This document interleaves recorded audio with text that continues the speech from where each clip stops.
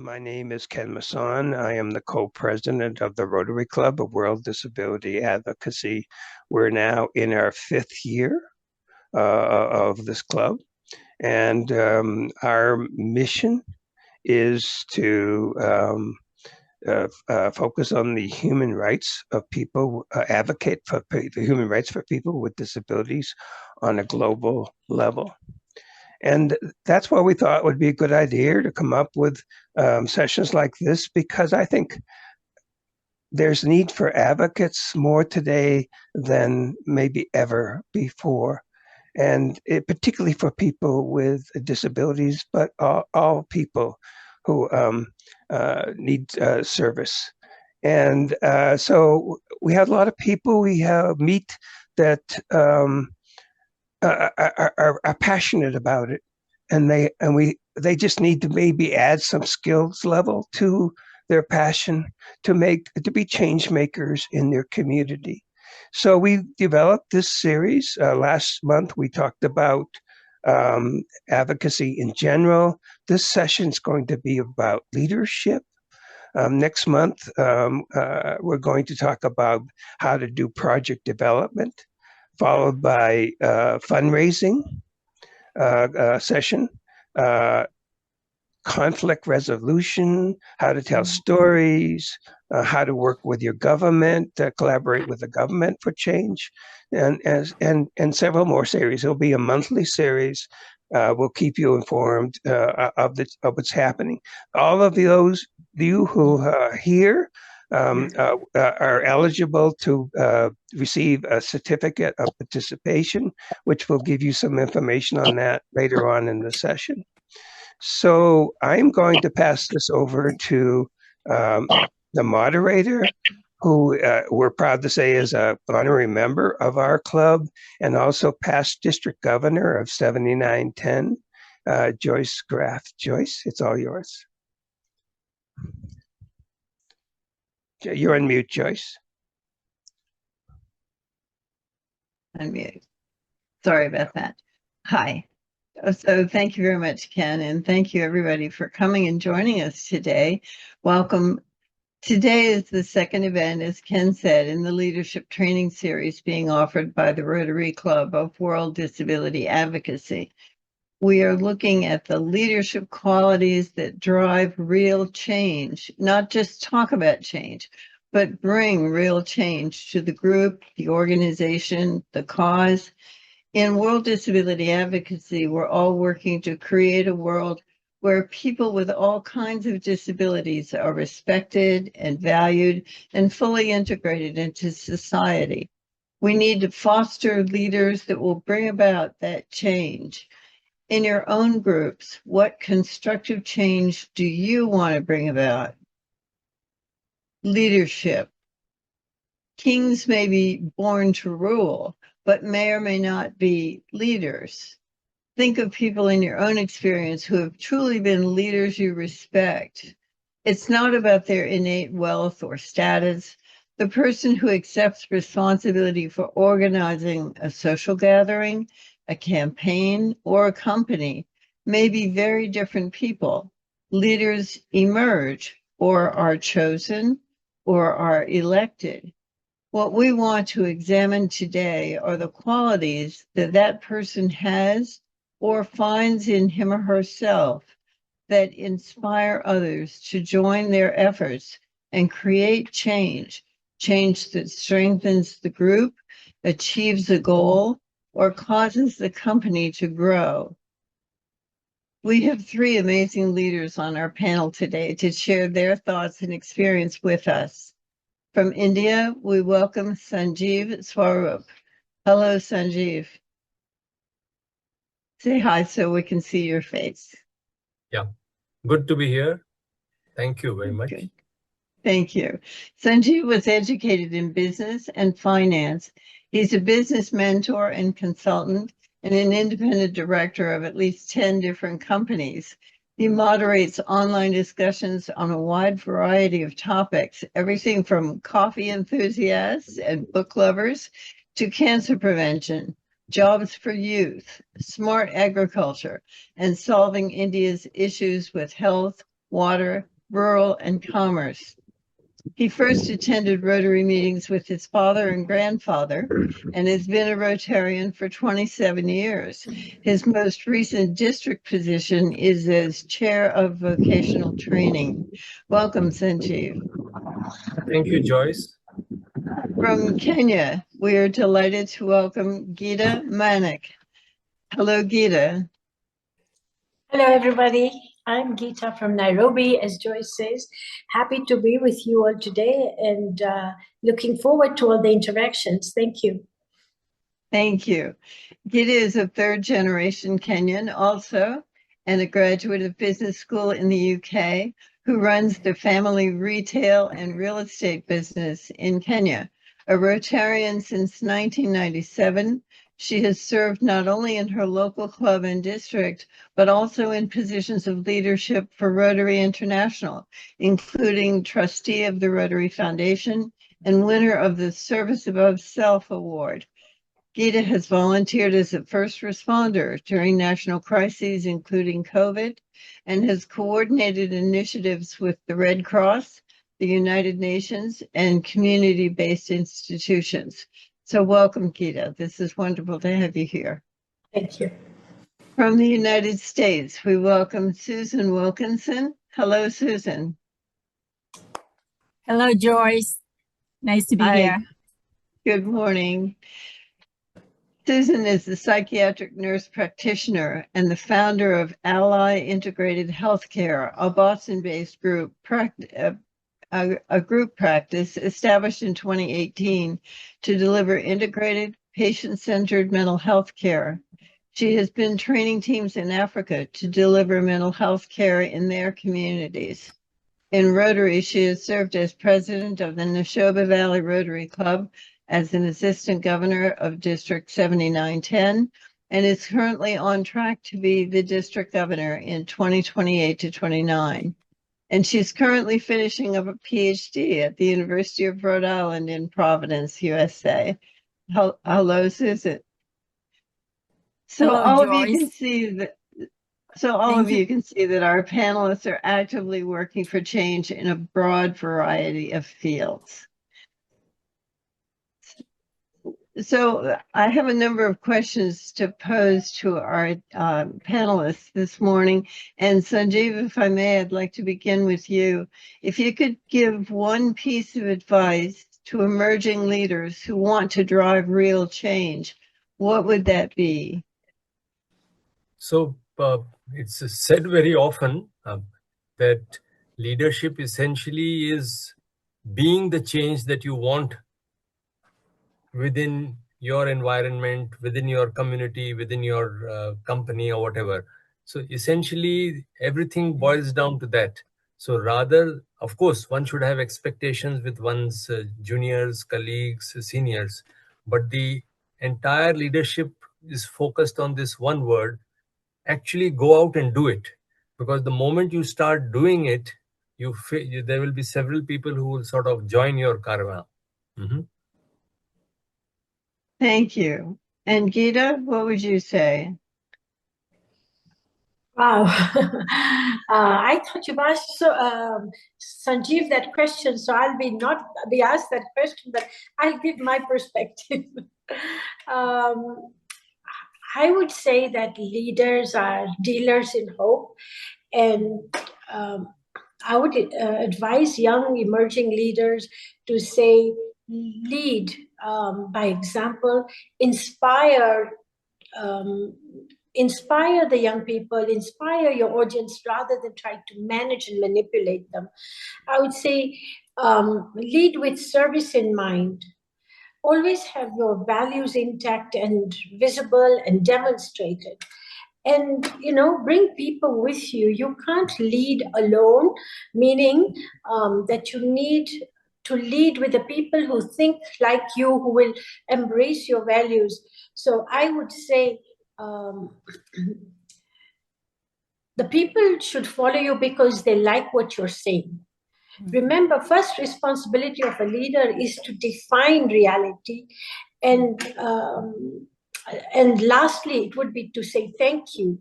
And in between, I would say that we all need to be that servant leader.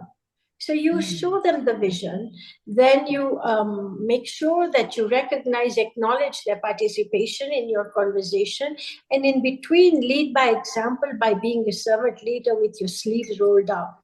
That's what I would say. Very good, thank you. And Susan, what would you like to add? So the first two speakers have done a wonderful job summarizing everything that I was going to say, but I would also add that we're seeing a lot of authoritarian leadership right now going on, but you cannot stuff change down people's throats. You have to inspire change. And I do agree that servant leadership is the easiest type of leadership for me, and inspiring change by serving others. How can I be of service to you so that you can absolutely stand out, so that you can absolutely shine? What can I do as your leader so that I can elevate you? That's the kind of leadership I would inspire and also advise any kind of leaders coming up. Great, thank you all. So in order to inspire, especially our young people, to lead those change, what leadership qualities are essential for building that trust, for being able to inspire people, especially across diverse communities or teams? Geeta, you want to start with this one?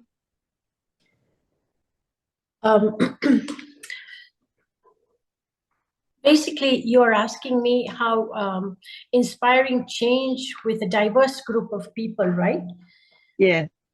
Okay, so because the group is diverse, we have to try and zero in into a common vision that people will understand, because they were coming from different backgrounds. So it could be race, it could be age, it could be geography. So all that diversity, we need to bring it together to a central point where we're talking what people all understand on the same platform.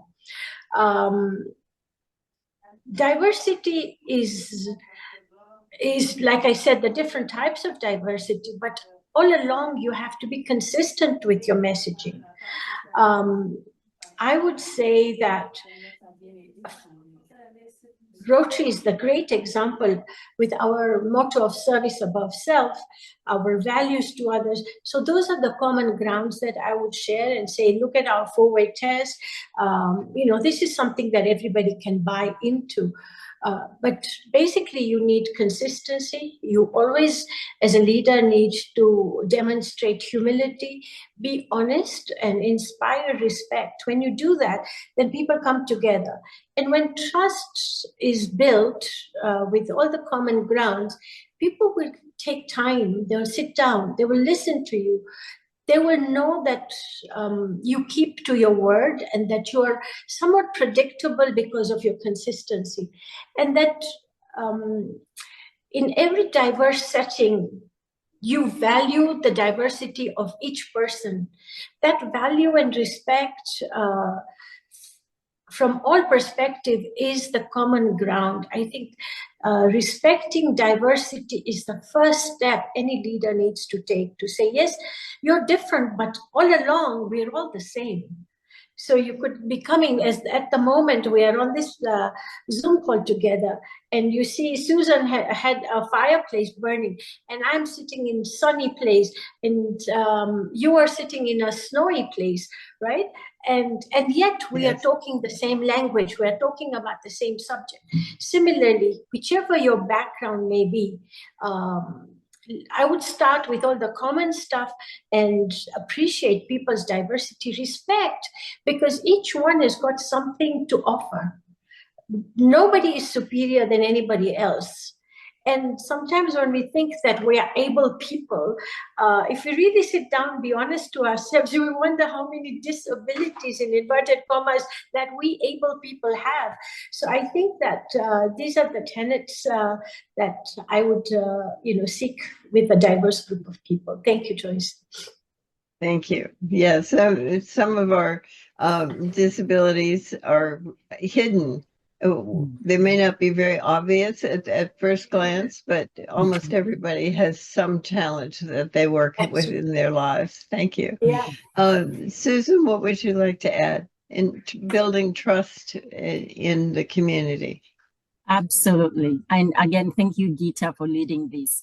I think nowadays, diversity is not a weakness. If anything, diversity is really what makes us rich, powerful.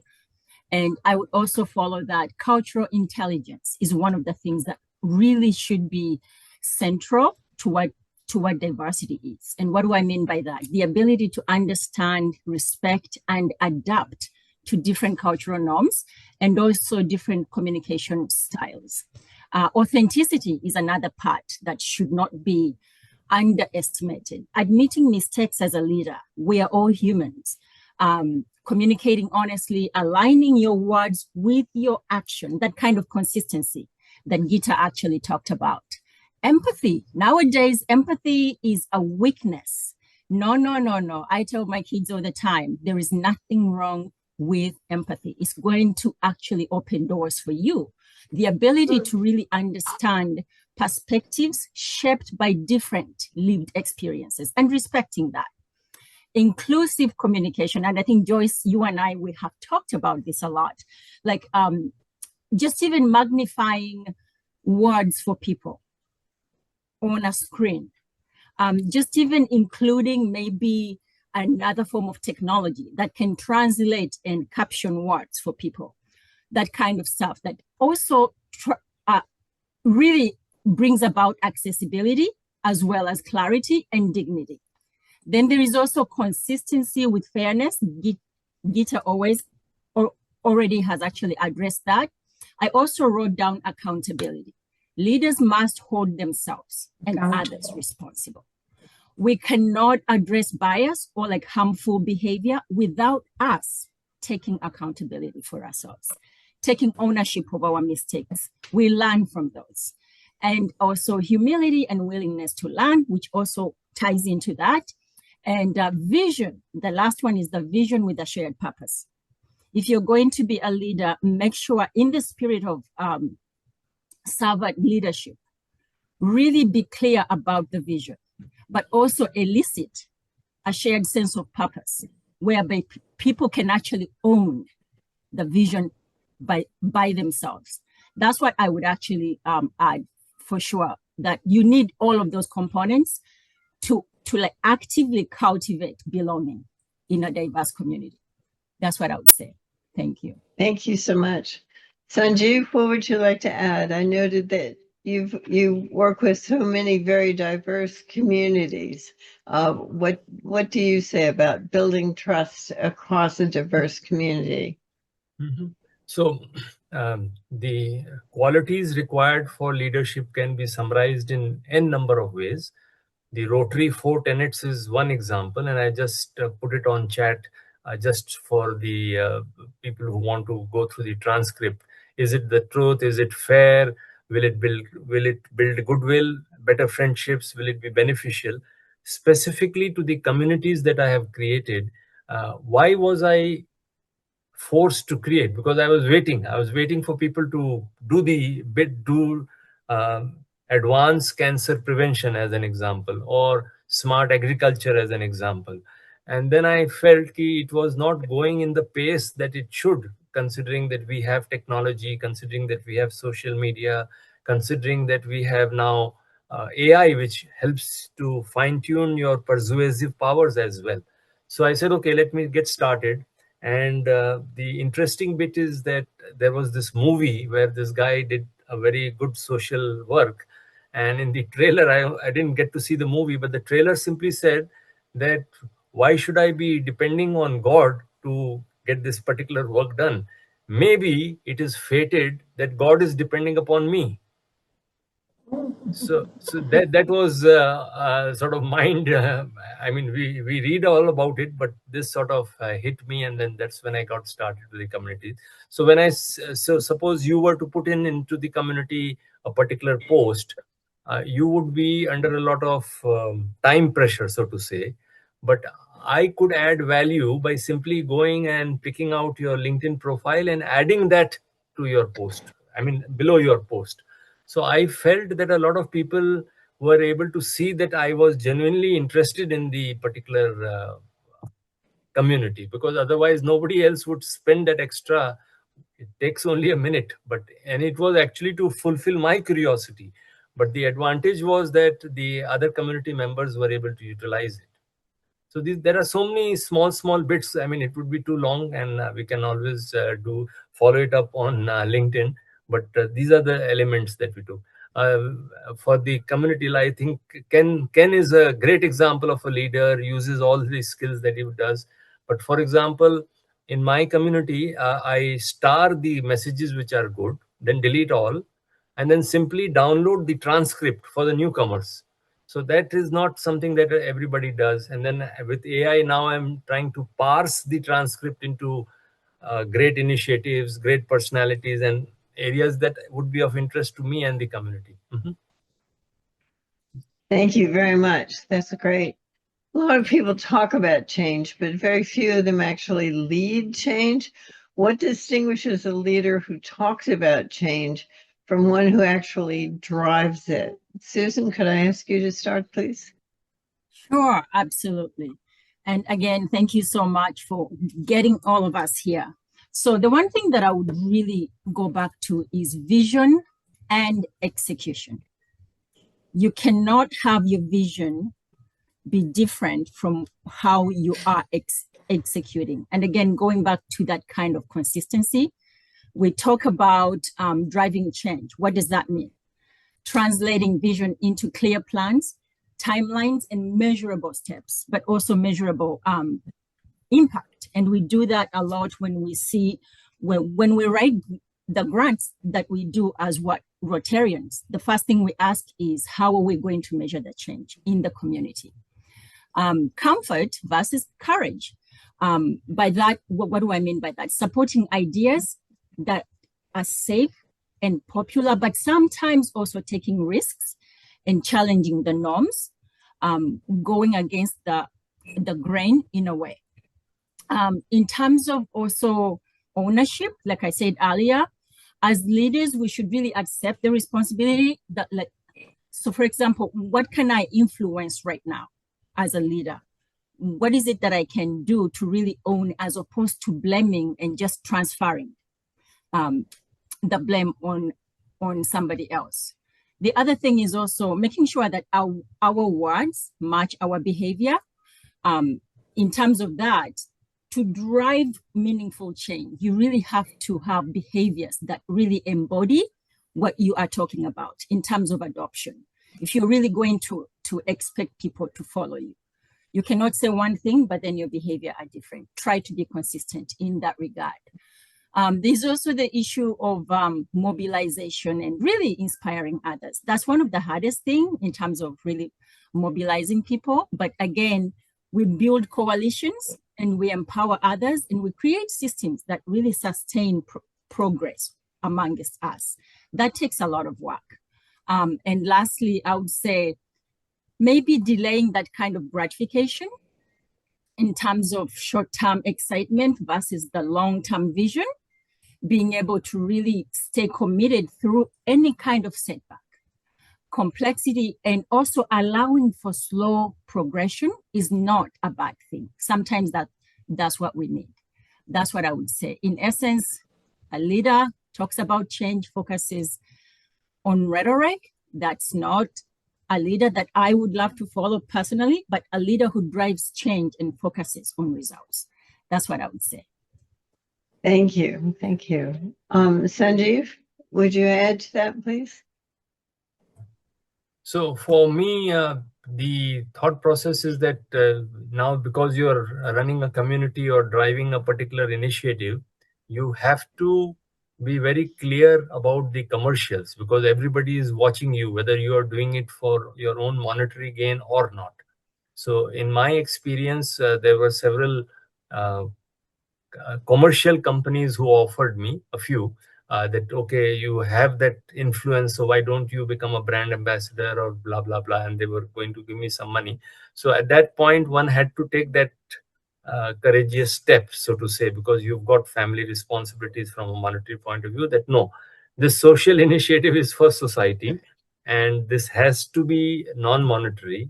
And therefore that is, and it all comes around because people do get to know in case you sort of don't walk the talk. So that is my personal experience. Very difficult, but I think over the years I've realized that the additional non-monetary benefits have been great. I get to meet some very interesting personalities whom I otherwise would not, they would not give me the time of their day. Mm-hmm. Great, thank you. And Geeta, what do you say? What distinguishes a leader who talks about change from one who actually drives change? I agree with what the speakers before me, Sanjiv and Susan. I would say that to add to that, I would say that the real difference is putting the vision into action and into reality. People speak about change, but leaders who drive that change tend to make choices. They make choices, they shift their plans, they adapt to the to whatever outcomes, whatever hurdles, whatever challenges that they have. They don't just announce their intentions, but Sanjiv, I'll use your phrase, they walk the talk. They set priorities. They remove obstacles. They're more transparent and accountable.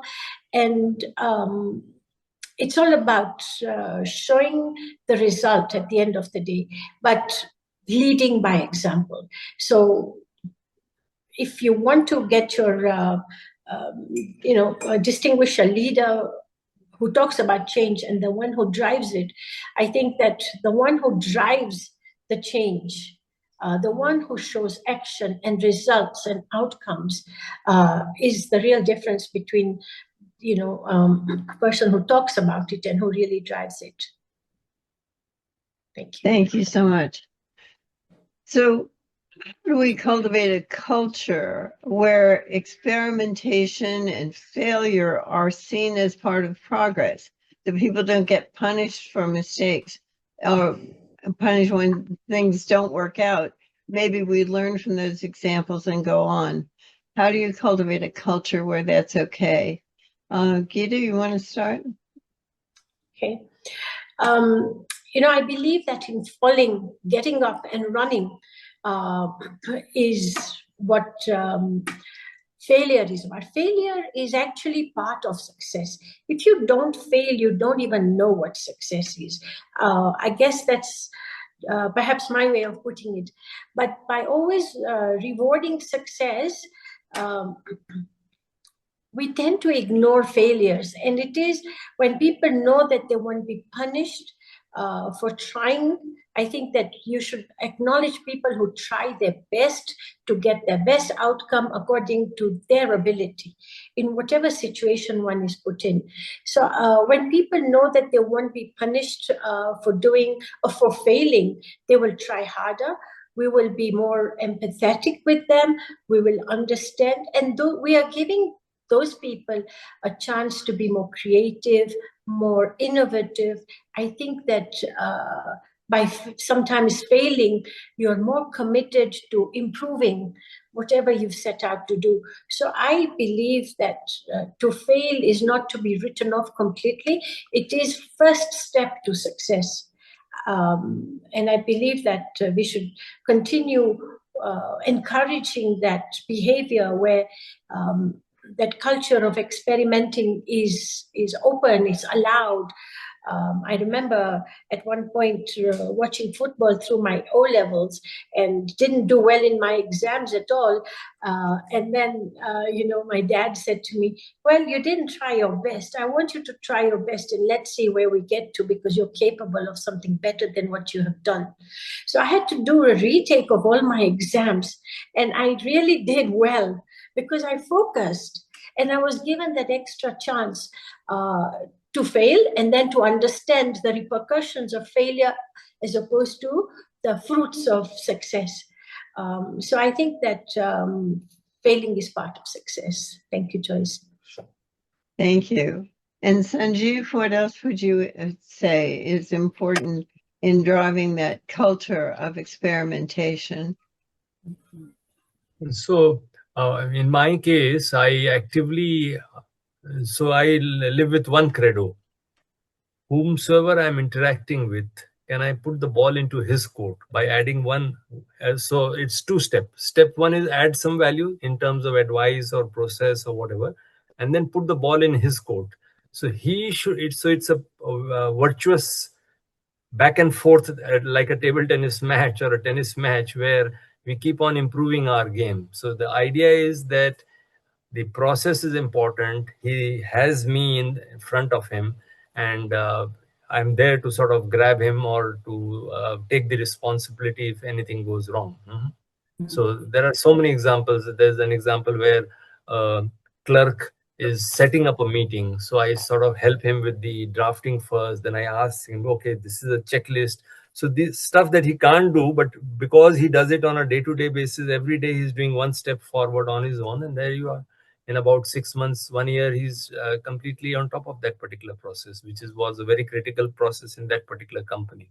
So essentially, not allowing them to have that confidence that we are there to take the responsibility, because their main fear is being called to answer as to why things went wrong. So I say, okay, hang on, this is where it went wrong. This is how we'll improve in the future. So very simply helping the colleague make sure that failure or any misstep is going to be borne by me rather than him. So that confidence, period. Thank you. Thank you. And Susan, what would you say? To just add on to what everyone has said, I'm going to tailor this to my experience in Rotary, because Rotary has really given me opportunities in terms of growth as a leader. So I'll bring it back to like the projects that we do. Earlier on, I saw myself as being responsible for making sure every project ran smoothly, right? Setting up the agenda, solving problems, and stepping in whenever momentum slowed. However, I also learned that that is the easiest way to really get burnt out, and you cannot drive change that way.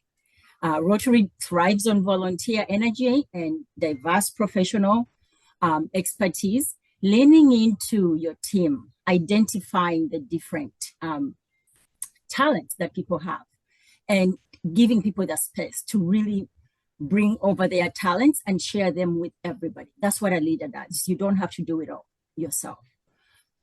Also, Rotary has a long history of honoring legacy, which is also important. As a leader, if you're going to drive change, I am of the view that in the changing world, especially as we work to really attract young people, especially like on the continent of the America. I know Africa is really thriving. Africa has one of the highest growth rates. But in this changing world, especially as we work with young people, especially inspiring the new leaders. And I can give you an example of the Rotary Club at BU that I actually kind of work with. I'm of the view that learning to balance respect for the young people, tradition, with also openness toward innovation. Believe it or not, I learn a lot from them. Even if they look up to me for so many things, oftentimes they know the nuances of what's going on geopolitically and everything. So I would say balancing that respect for the young ones, as well as balancing the culture of Rotary, that can be a delicate dance, but it can be done. And finally, I've also learned in terms of I had to grow comfortable with shared leadership. And again, going back to the idea of a servant leadership, sometimes as a leader, you have to step back and let someone else take over and shine. That can be threatening, to people sometimes, believe it or not.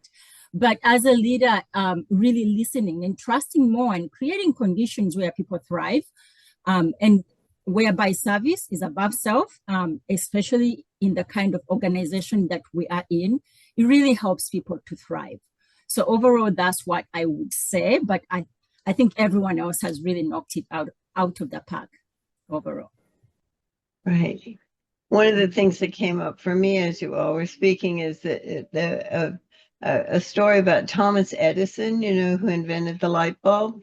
And someone came to him and said, "You've been trying everything you can do. You must have tried 1,000 ways to make a light bulb, and you have failed at every one. Why do you keep trying?" And he said, "I haven't failed.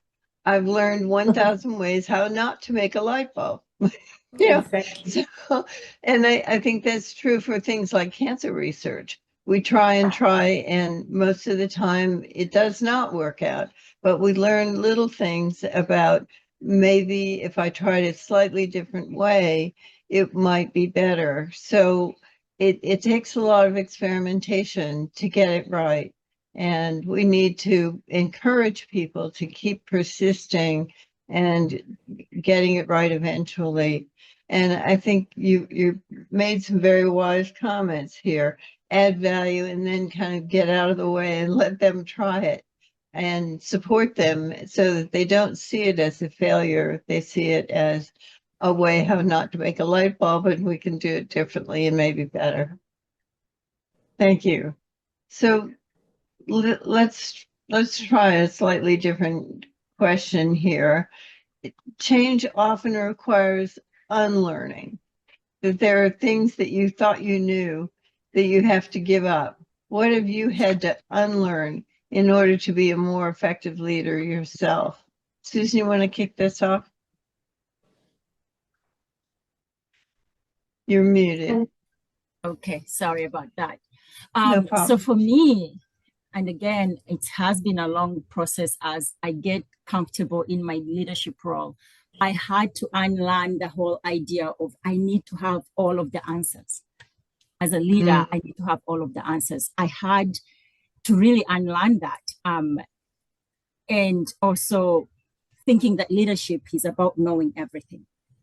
But by understanding that as one person, I cannot embody every single idea and bring it to fruition. I had to learn to really give up control. So giving up control also equals competence in a way. A lot of the times when I was a young leader, I was on top of things, checking in with everybody. Forgetting that by doing that, I'm actually limiting people's creativity. In a way, I'm stifling innovation. But by giving people the rope to say, "Hey, I love your idea. Please own it. Take the time you need. I'm here if you need me." Believe it or not, people embody those ideas and they bring them to fruition by themselves. Conflict, I had to really unlearn that conflict resolution is a bad thing. Avoiding conflict. As a leader, you cannot avoid conflict. Wherever there is more than one person, there's always bound to have conflict because we come from different cultures. We come from different backgrounds. But how do you cultivate and take advantage of that conflict and don't see it in a negative way, but rather seeing it as an opportunity for growth? How can we all get together instead of avoiding it, but leaning into it and say, "Okay, I hear you. What can I learn from this? What can you teach me from this?" Believe it or not, that becomes less threatening to people and people let down their guard. And you oftentimes walk away with everybody being happy.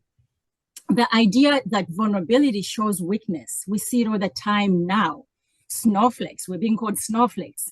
The walk people and all of that. And it's like, vulnerability builds trust. But of course, you have to tailor it to your congregation and making sure that you're not giving away too much to really overwhelm people, but rather tailoring it in terms of in terms of what can people really take away in a very, very palatable way. And what do I mean by that? There are times I have to be vulnerable to my kids and tell them, hey, I didn't show up today as the mother you deserve.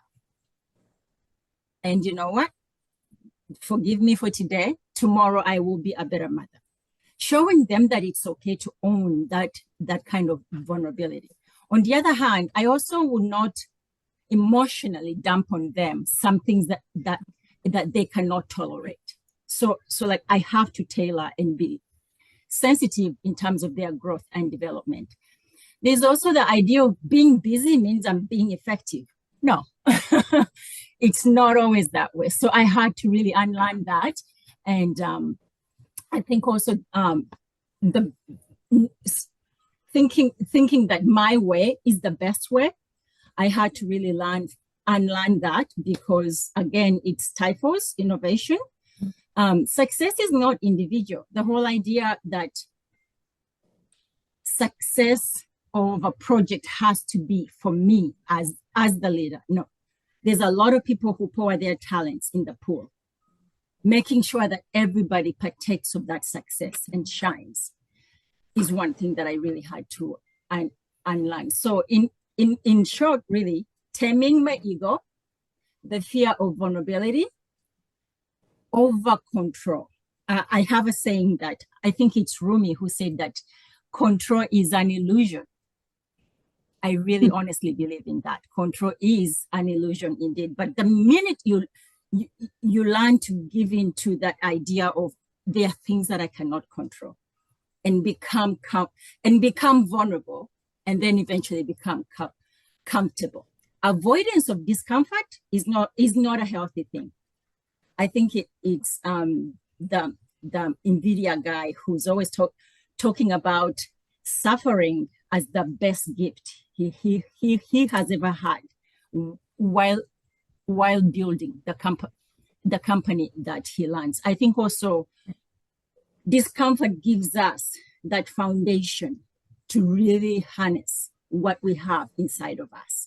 When we have things are going our way all the time, we don't grow. And then also the need to be indispensable. I have walked away from that idea because I know there's always a new group of leaders coming up. How can I mentor the new group of leaders? And also that bi-directional learning. I learn from them, they learn from me, and then we all help each other.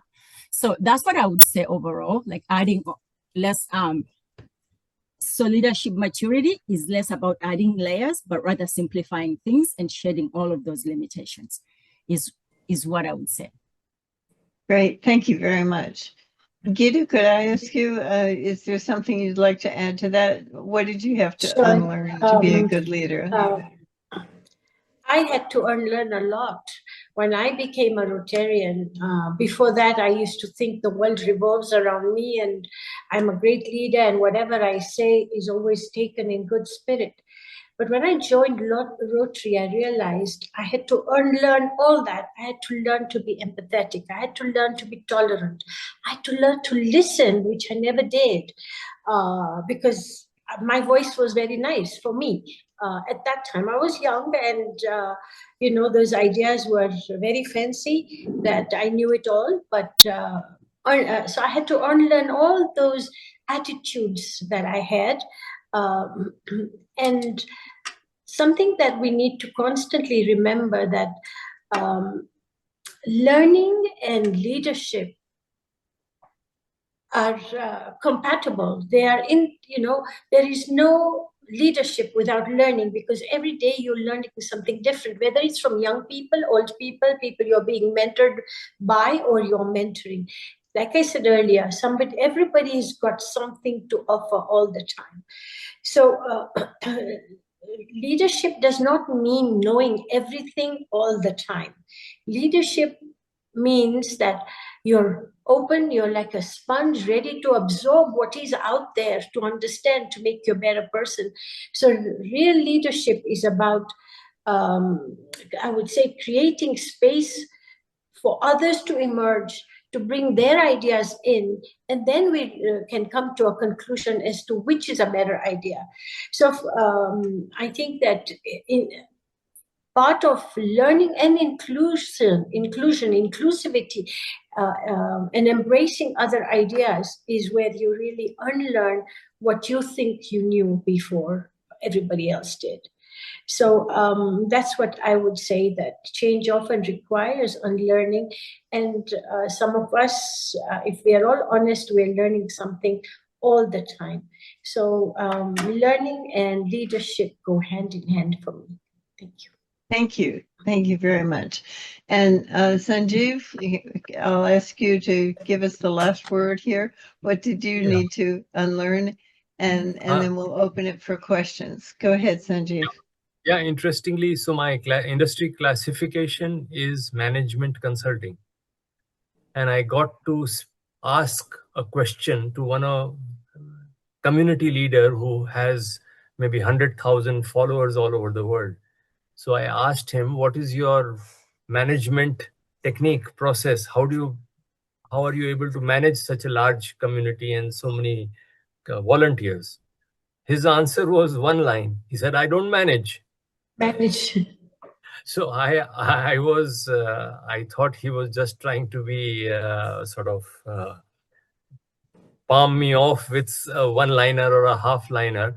But after a while, it got to me that once the community or whatever organization that you are in becomes large, and you simply cannot manage. So you simply have to have people who become leaders like you in their own respective divisions and etc., or who are sort of learning the ropes. But if you try and manage, it's simply not, the number of hours available to you is simply not available. So that was a great unlearning for me as a management consultant after consulting clients for 30 years. I think that really hit me. And it has stood its test of time over the last 10, 12 years that I have been with this site. Wonderful. Thank you so much. We've heard a lot of wonderful input today. I hope you all have taken in. And I'd like to hear your own questions now. We're open for questions. Ken, how's the best way to manage the questions? People, if they could raise their hand, and we'll try to get them in order of the hands going up, that would be great. My thanks to all of you. Wow, I'm just wow on all this information that you all have vast experience, and it would be great to have you here and learn from you. I just want to remind people also that I think Sam has been putting in the chat a link that if you want to get a certificate, we urge you to go to that link and fill that application out, and we'll send you a certificate of participation. Also, if you're interested in more information about any of these people or the Rotary Club of World Disability Advocacy, you can write to Rotary wda@gmail.com. I see we have a hand up, and it's Martha, Dr. Martha.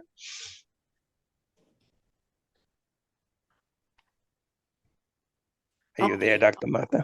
Thank you very much. Okay. Can I open my video? No, I can't. Can.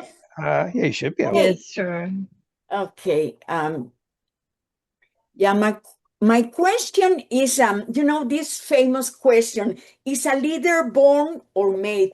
And it's around that. It's about leadership skills. My question is, can anyone with a proper training be able to develop leadership skills? Or do we have an instrument to explore leadership skills?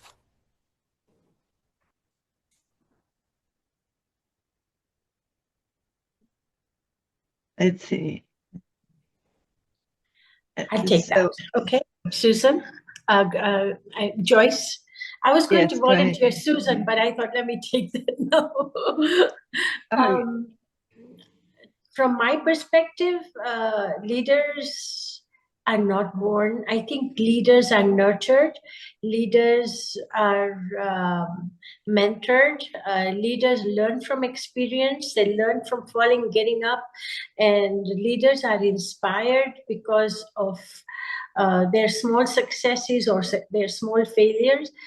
So I think there is no tool but experience, reaching out to people, listening to others, trying to understand the world out there, being empathetic. I think are those things that make a leader. Somebody who is prepared to give their time, prepared to accept their mistakes, be humble. I think, those are the leadership qualities to begin with. Of course, as we move ahead, we will polish our skills. We will get, learn and unlearn to get to where we need to get to. So I think that those are the qualities. I can't say that leaders are born. You can have a king who has inherited a throne, but that doesn't mean that he can be the best public speaker or has answers for everything. And yet some of us who are educated, who have all the opportunities that allow you that space to become a leader. I think leadership is learned, leadership is experience. And that would be my take on that. Thank you. Thank you very much. Thank you, Martha. Any other questions? Please raise your hand. I know I was thinking, because I like to study the advocates, the great advocates in the world and history, and every one of them had to deal with resistance. Mm-hmm. Any of you on the group have any comments on that? How do you deal with resistance with particularly everybody telling you around you that you're wrong and you know you're right? How do you deal with that? That's a mental thing in your own head. Mm-hmm. Mm-hmm. Maybe I can start this one, and just to piggyback off of what Rotarian Geeta has said, the idea of being a natural leader is usually a combination of so many things. But in terms of really learning to roll with that resistance, I'm going to use psychology here. That is actually the kind of language we use, the stages of change. There are times that you just have to roll with the resistance, and it's a lot easier to roll with that. And by doing that, you are also having people buy in psychologically instead of pushing back. Sometimes people say, I think I read somewhere that it's a lot easier to swallow a bitter pill with a cup of milk as opposed to using vinegar. And as leaders, sometimes the ego bruise when people are resisting, that kind of ego bruise, we can't take it personally sometimes. But learning that, hey, change takes time, and giving people that kind of liberty to really process the change by themselves, and rolling with that resistance is actually, in a way, I call it somewhat preservative in a way, because the more you push back, the more you pull, it becomes exhausting mentally as well as physically. But if you can cultivate that whole notion of rolling with the resistance, validating people does not mean that you really agree with what they are saying. People just want to be seen. And validation is a tool that I use all the time. And it buys me time. It buys me time to regroup. In the same vein, it also gives that person the empathy that, oh, she actually listened to me. Maybe I should go back to the table with a different attitude altogether. Feedback and mentorship also helps to roll with that kind of leadership, resistance rather, and also exposure to like challenges. And most importantly, as a leader, stepping back and reflecting on your growth, but also reflecting on the challenges along the way. I think that goes a very, very long way in terms of working with that resistance from within. Gustav? Right. So as a neurodivergent person, I've led teams, and often it's not ended as well as I would like it to be. So I guess the question for me is, how do we move from being trust being performance-based to trust being value-based in leadership cultures?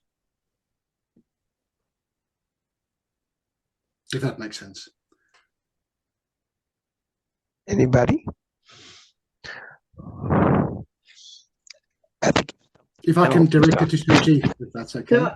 So I'm not quite clear on what you're asking, Gustav. So for me as a leader, I trust implicitly from the word go. I don't come from a place of mistrust, which a lot of people, especially in the corporate world, comes that they don't trust you up until they do, once you've proven yourself. Where I feel a leadership needs to trust up until they don't. And then that is not an easy decision to make. That needs to be taken over, measured, like you need to try and build up your team and you need to be able to help your team. But how do we change the world to be able to actually trust rather than not trust, if that makes sense, in the beginning? Because again, what some of the comments from the panel said that we need to trust people. We need to trust our team to be able to deliver and leave them be so that they can actually get creative and actually do their thing. But like a lot of leaders in the corporate world, in the world really, they don't trust, they micromanage, and they don't really make it easy. So I guess that's where the question comes in of how do we move away from like performance-based to value-based trust in leadership. So Gustav, I would think that if we have shared vision, if we have the shared destination that we all agree on, that we're in this corporate department to get to a particular destination, and if we all have buy-in from our team member, doesn't matter who the leader is, but if we have a common vision and then we strategize with all our people as to how to get to that destination, I think it would be an easier route because everybody has buy-in. Everybody would have that, everybody wants to win. They want to be part of success. And we acknowledge that whoever does it right, we acknowledge them, we pat them on the back, but it would be teamwork at the end of the day because we had shared vision. And I think when people own the challenge, they will all come together. They will end up trusting. In any team building exercise, you will find that if one falls, everybody falls. So I think that is something that we have to instill and try and share that vision with all the team members. And if people don't buy into that vision, then we hear them out as to why they don't buy into that vision. If they don't buy into that vision, maybe there's something not right about our vision, or there's something missing, or there's a gap. So if we have that shared vision and hold hands together to move ahead, I think that it's possible to trust, because each one has to move together. If one falls, everybody falls. So that trust has to be worked upon step by step. It doesn't come straight away, for sure. Thank you. Thank you. Florence? Can you hear me? We can hear you, yes. Okay. A few things I wanted to say. I want to respond to Ken. When you're right, you think you're right, and everybody says you're wrong. I'm experiencing that. I know people need to be addressed where they're at, not where you think they should be. Yeah. So if I say everybody's up to complaining, and you say, well, I don't want to do that. I want to make them do something about it. I'll come back to you and say, but they're not up to that. You have to hear them. And as the other man just said, you've got to be trusted. If I keep going ahead of you and saying something different, you're not going to trust me. Because number one, I'm not listening. Number two, I don't understand what you're saying. And number three, generally, you hear, you don't understand me. What do you know? You're not walking in my shoes. You don't understand.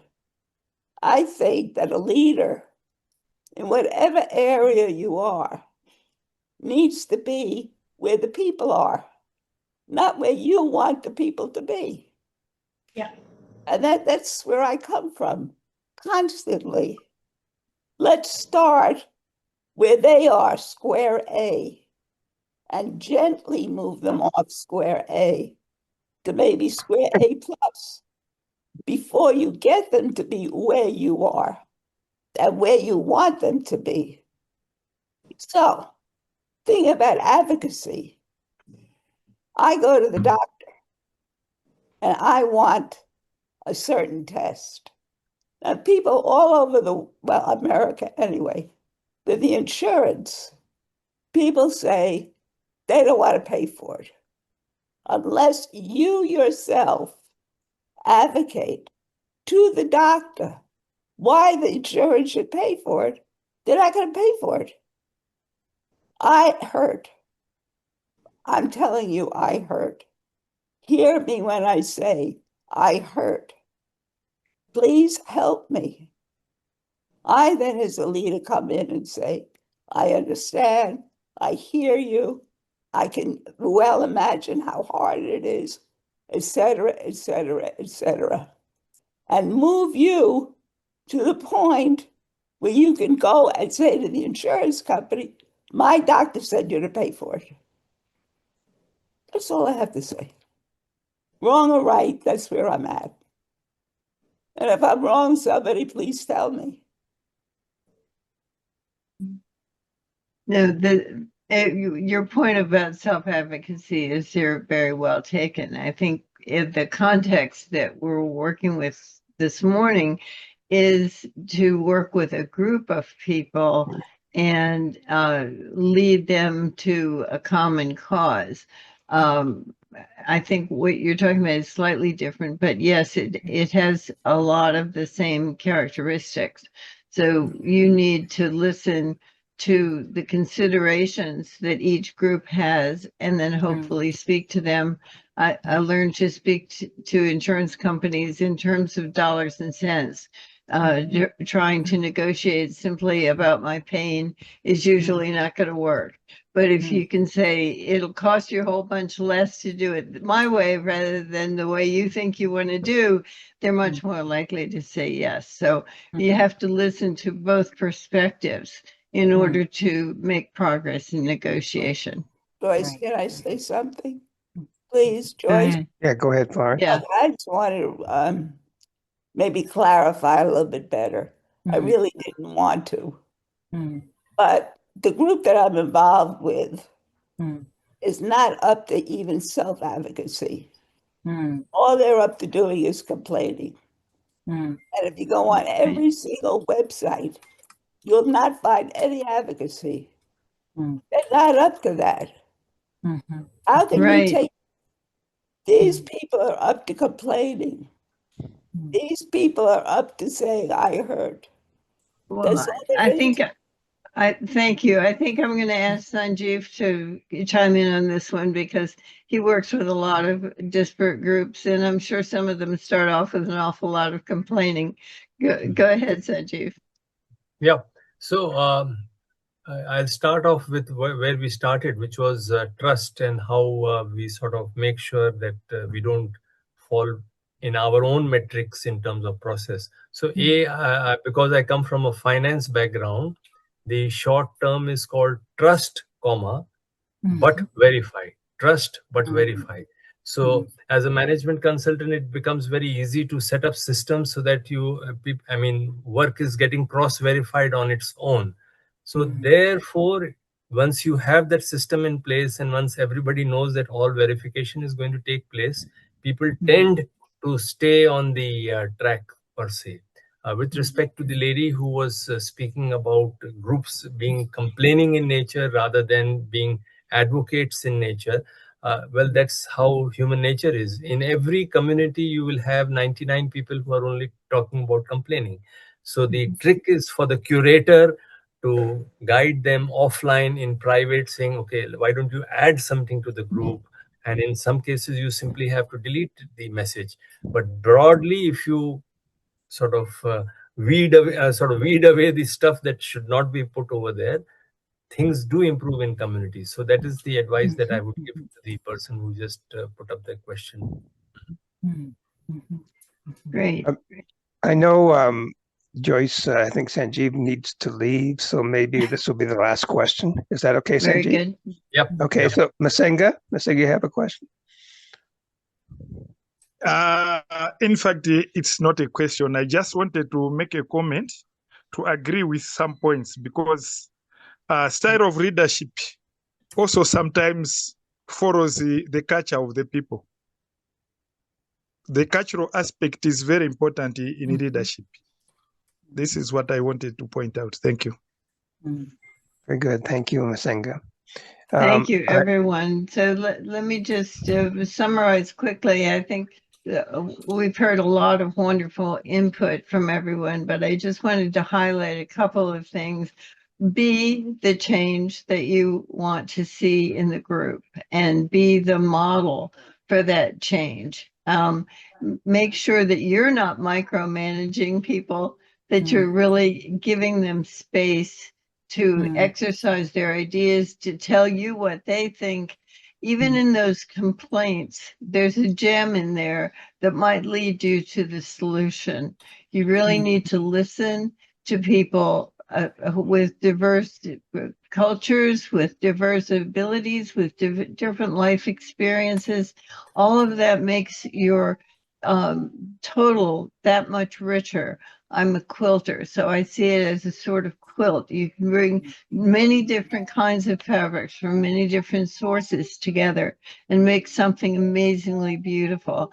But you have to take each piece and value each piece and put it together artfully in order to get the solution that you're looking for. So thank you, everyone. Be the change and help drive the right kind of change in our world. Thank you so much. And a vote of thanks to the panel chair, Ms. Joyce. Thank you so much for your time, your summarization, and shuttling of the ball across the court. Thank you. My applause for all of you. Thank you very much. Thank you very much to our panelists. Okay, much appreciated.